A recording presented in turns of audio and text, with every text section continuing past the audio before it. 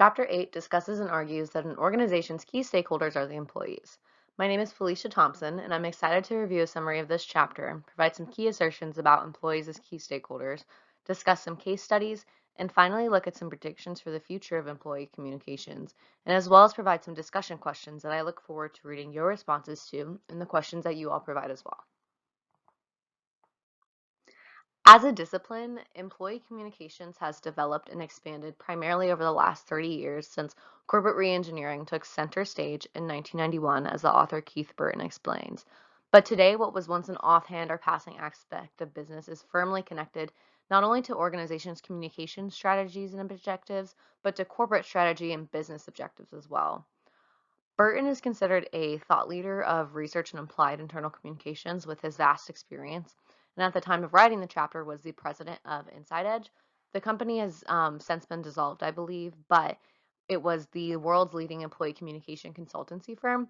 And the figures presented on this slide, although might be outdated now, suggest that 1/3 of corporate communication budgets are spent on employee communication staffing and programming, and 2/3 of companies measure their internal communications programs in some way. This represents kind of the shift in thinking and the overall investment into employee communications, which has enabled employee communications as a discipline and as an applied practice to help um, organizational members understand their role in organization success and as a result drive employee behavior.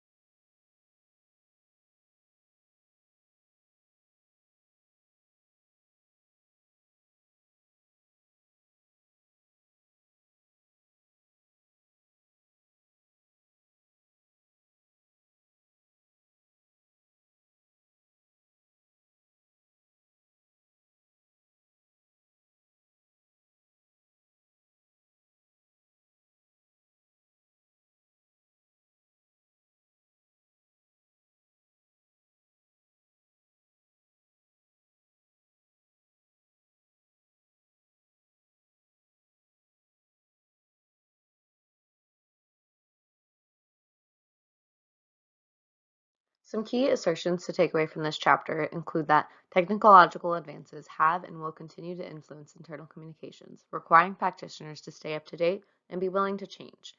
But as Burton quotes in this chapter, don't let tech replace high touch. We shouldn't sacrifice employee wants or needs for modernity or to keep up with the Joneses in a sense. Not only must communicators have the right media mix for their consumers and external audiences, but employee communications requires the appropriate balance of print, electronic, and face-to-face methods to best match employee needs. To understand and improve internal communication programs must be measured by some qualitative or quantitative method. Measurement of employee communications program is most commonly done via survey or communication audits and requires strategic planning to deliver meaningful objectives. Successful employee communications helps members understand their role in an organization's success and as a result, then drives employee behavior. I want to emphasize again, however, that successful programs must be responsive to an organization and employees' needs and expectations to achieve the success of employees understanding their strategic purpose and the overall actions of an organization. Though not all communications programs produce the results expected, something should be interpreted nonetheless. The most successful communications programs are arguably those that drive employee behaviors to be stewards or liaisons of the organization, all the while embodying and impacting the organization's culture and reputation positively.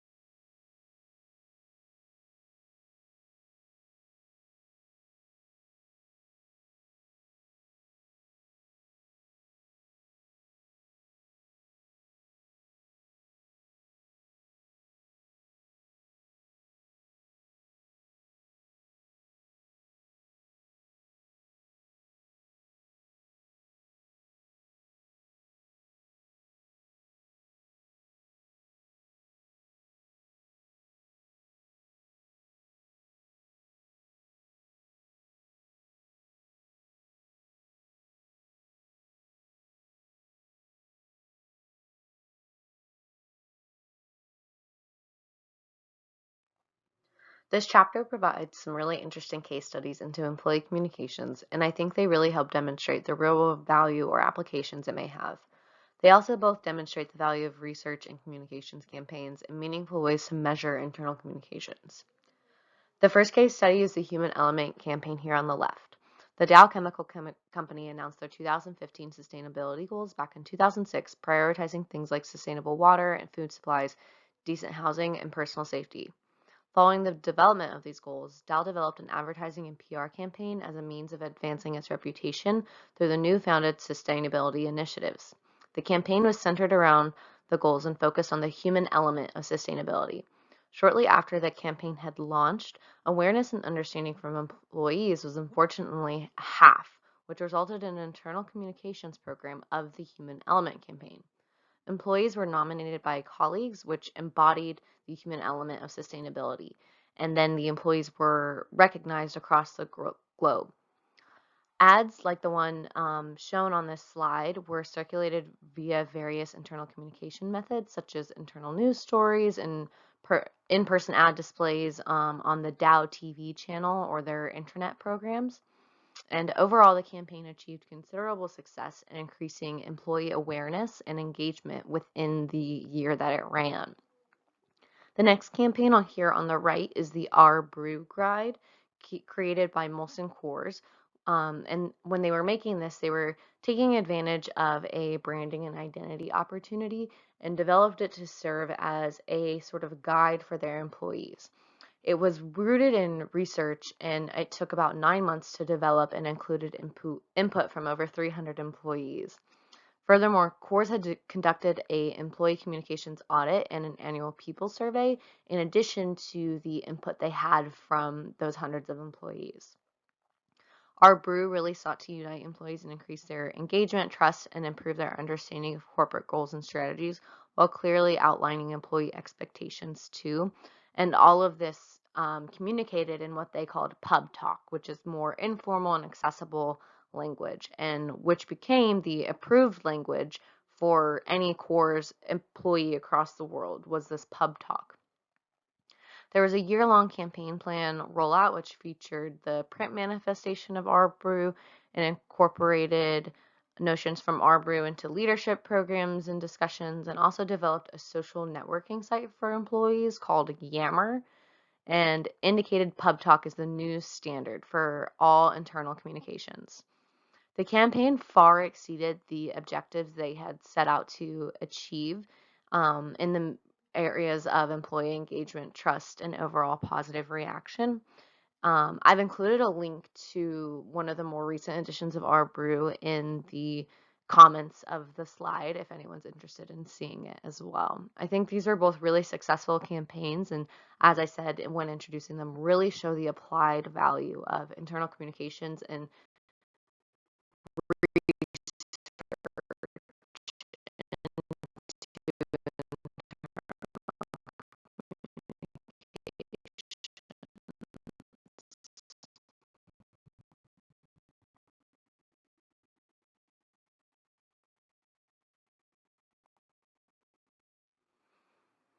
overall, some of these predictions suggest major shifts in the workplace and in traditional practices of communications, from the technology we will use and the nuance and understanding needed to do so effectively, to the measurement of campaigns and social listening, both internally and out, to similarly recognizing that reputation is built from within and outside of organizations, to really adapting communications to be more accessible, immediate, informal, and perhaps most importantly, tell stories on every level possible. There are some tangible and recent examples of organizations adopting or adhering to the social norms of these predictions. Most ironically, though, might be the wisdom of virtual teams, as it made me at least think of Microsoft Teams and the video chat Zoom era we're currently living in. Employee communications has developed a key role in strategic development, maintenance, and enhancement of organizations' relationships and reputations. I would like to conclude on this idea that reputation is directly influenced by internal communications, and a brand is only as good as the people who deliver it. Developing meaningful and robust internal communication programs are vital for reputation management workplace culture, employee retention, workplace satisfaction, and developing authentic brands. I have some discussion questions posted on the slide, but I'd also like to ask if anyone has any particular impactful experience involving employee communications, be it shortcoming or successes. I think it's interesting to hear the tangible experiences we've had in the workplace. I hope I provided a thorough review of this chapter, and I look forward to reading everyone's comments in the discussion. If you have any questions or concerns, please feel free to